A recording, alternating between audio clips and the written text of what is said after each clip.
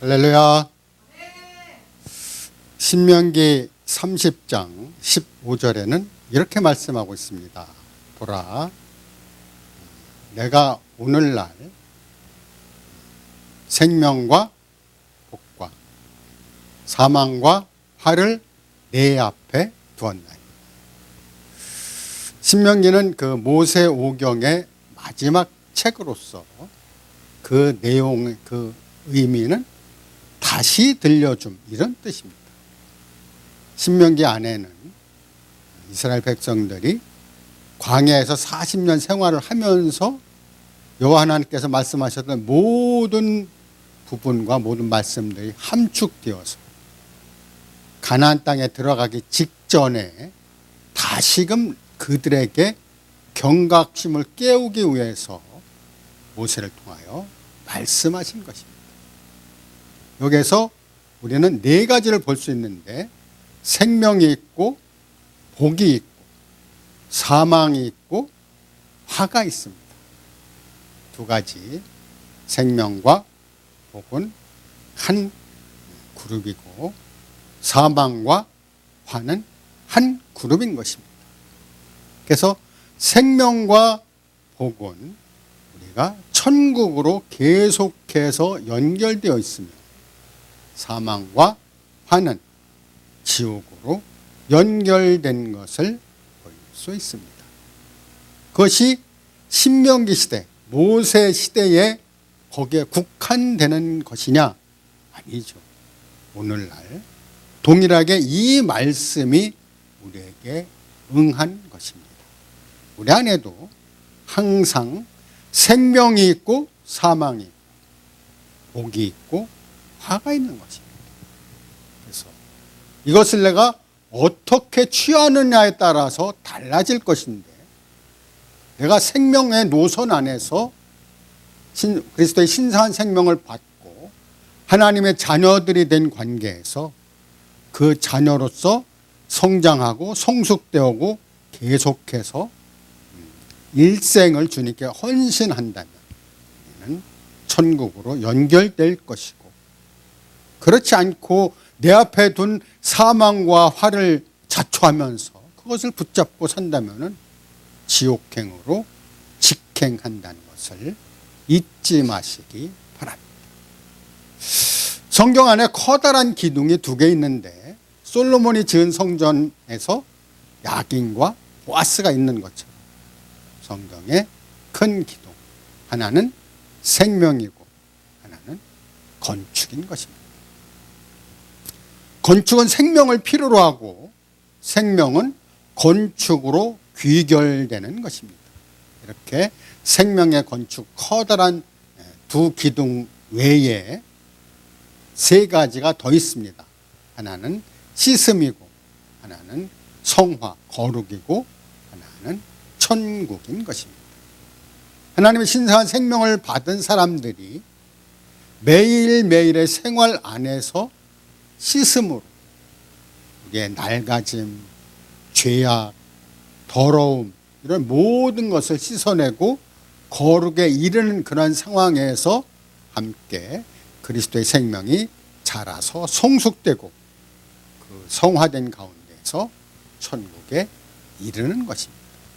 이런 그림을 내가 또 많은 분들이 확실히 보았다면 일생을 주님 앞에 헌신하게 될 것입니다. 그래서 오늘은 첫 번째 말씀, 생명에 관한 부분을 살펴보겠습니다. 신명기 30장에 나오는 생명, 복, 그 다음에 사망, 저주, 화, 이런 것들은 15절에만 있을 뿐만 아니라 19절에도 동일하게 네 가지가 함께 나온다는 것을 보면은, 이렇게 한 장에 두 번 연거푸 나오는 이것을 보면은 이 네 가지가 아주 중요하다는 것을 알 수 있습니다. 생명이 우리 안에서 역사해야 됩니다. 그 생명이 어떤 것입니까? 많은 부분에 우리가 생명이라는 것을 착각하기가 쉬운데, 우리의 은사나 지식이나 능력이나 헌신이나 이런 것들, 또 인간 생명조차도 생명이 아닙니다. 왜 그러냐면 그것은 끝이 있기 때문입니다. 그러나 이런 많은 것들을 우리는 생명이라고 부를 수 없는 것은 그것이 끝남이 있기 때문이지만 영생, 영원한 생명은 우리를 영원으로 이끌게 되는 것입니다. 이러한 생명이 우리 주 예수 그리스도로 말미암아 우리에게 주어졌습니다. 예수 그리스도는 우리의 생명이십니다. 그 생명을 곳곳에서 표현하고 있는데 골로새서 3장 4절에서는 우리의 생명이신 그리스도께서 나타나실 그때에 우리도 영광 중에 나타나리라 이렇게 말씀하고 있습니다. 영광 중에 나타나는 우리가 그리스도의 주님이 그러한 오실 그때에 생명이 자라지 않았다면 그분의 영광에 참여할 수 없을 것입니다. 실로 그리스도는 우리의 생명이시기 때문에 매일매일 우리가 밥을 먹는 것처럼 생명의 떡이신 주님을 먹고 마시고 누리며 우리의 생명이 성장하게 되는 것입니다. 그래서 우리의 생명이신 그리스도께서 나타나실 그때에 또 영광 중에 변형된 모습으로 나타나게 되리라는 확증의 말씀을 골로새서에서 하고 있는 것입니다. 또한 요한복음에서는 계속해서 이 생명에 관한 부분이 상당히 많이 나옵니다. 그것은 요한복음 자체가 생명의 책이기 때문입니다. 특별히 11장에서는 나는 부활이요 생명이다. 나를 믿는 자는 죽어도 살겠고 무릇 살아서 나를 믿는 자는 영원히 죽지 아니하리니 이것을 내가 믿느냐? 이렇게 마르다에게 질문을 하십니다. 이러한 우리의 생명이신 그리스도, 영원히 죽지 않는다는 그것에 대한 관념이 우리에게 없을 수도 있습니다. 죽은 나사로를 찾아갔던 예수님께서 내가 그를 깨우러 간다라고 말씀하실 때 우리의 죽음은 죽음이 아닌 것입니다. 하나님께서 우리 주 예수 그리스도께서 보실 때에는 그것이 바로 잠자는 것입니다. 이런 잠자는 상황에서 우리는 깨어나기를 원합니다. 또한 요한복음 14장에서는 내가 곧 길이요 진리요 생명이니 나로 말미암지 않고는 아버지께로 올 자가 없다라고 말씀하십니다. 주님이 길이고 진리이고 생명이십니다. 길이란 단어에서 우리는 한 가지로 표현되기 쉬운데 영어에서는 분명히 이것이 구분되어 있습니다. 로드가 나오고 스트릿 나오고 웨이가 나오고 마일 이렇게 길이 여러 방면으로 있는데 내가 곧 길이요 진리요 생명이라 말씀하실 때는 아버지께로 가는 방법이 예수 그리스도로 말미암아라고 말씀하고 있는 것입니다.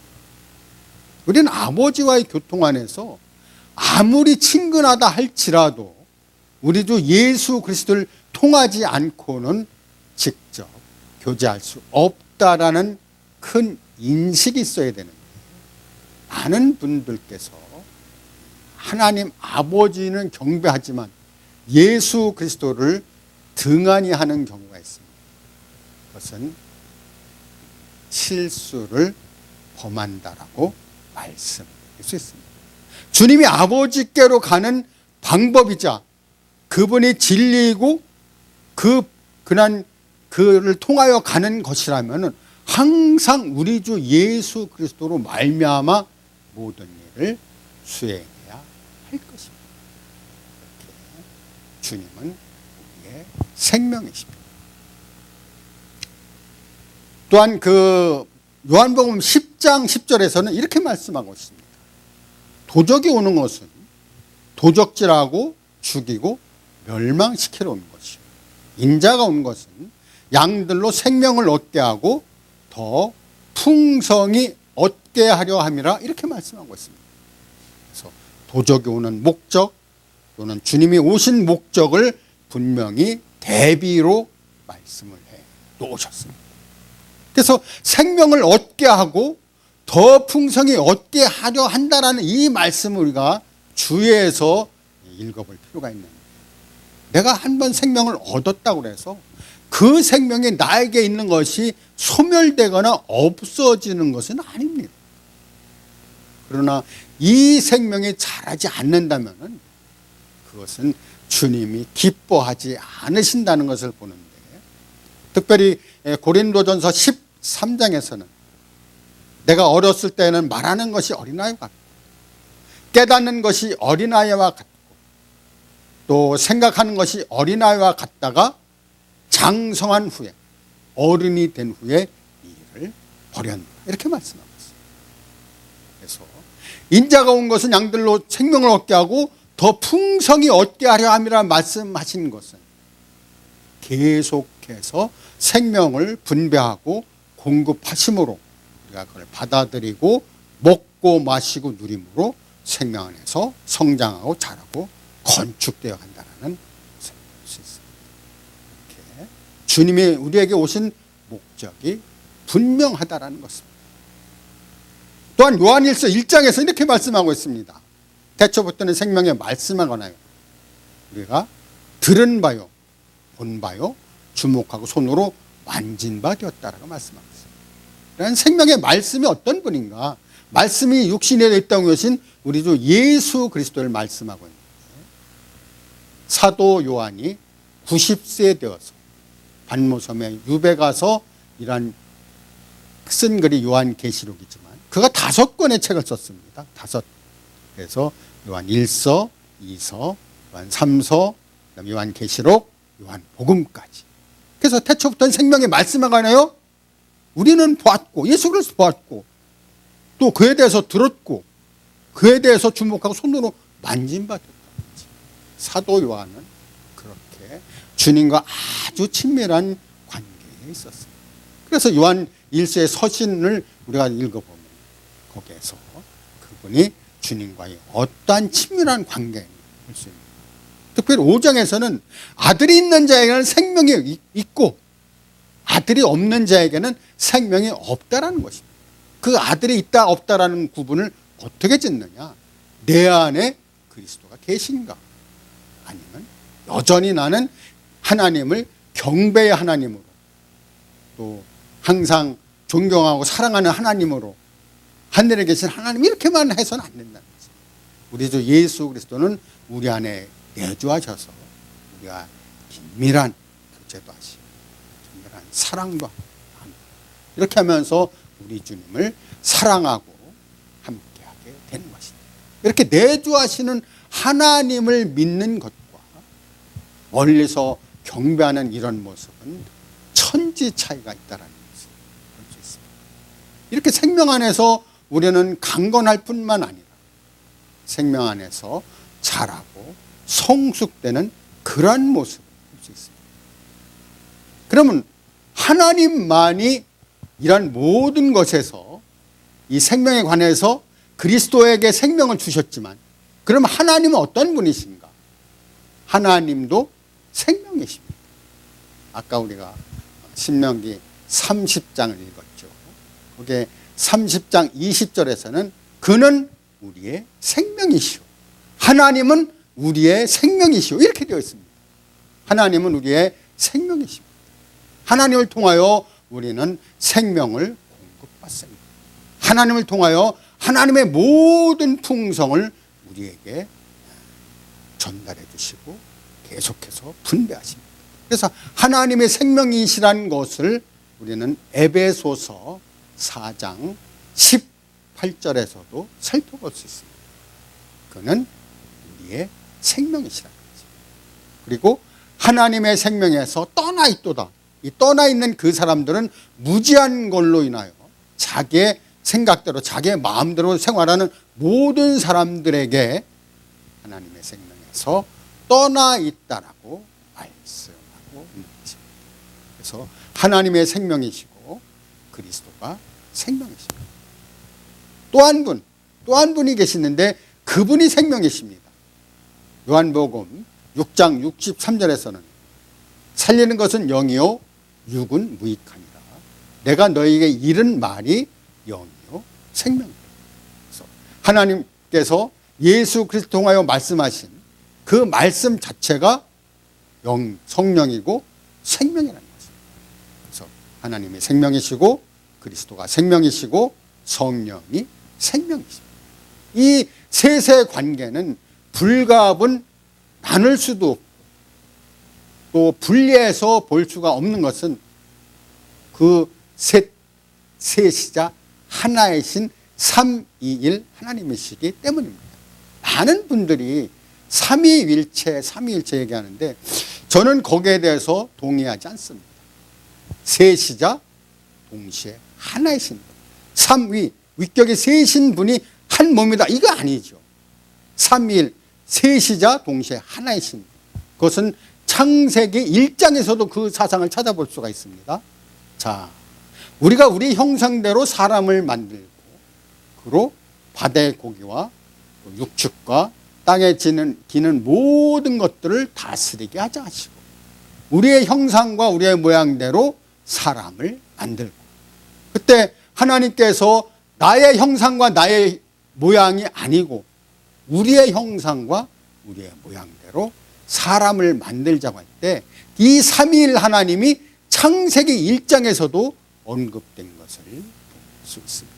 이렇게 우리는 삼위일체에 관해서 분명한 인식이 있어야 되고 하나님이 생명이시고 그리스도가 생명이시고 또한 성령이 생명이시라는 것을 잊지 마시기 바랍니다.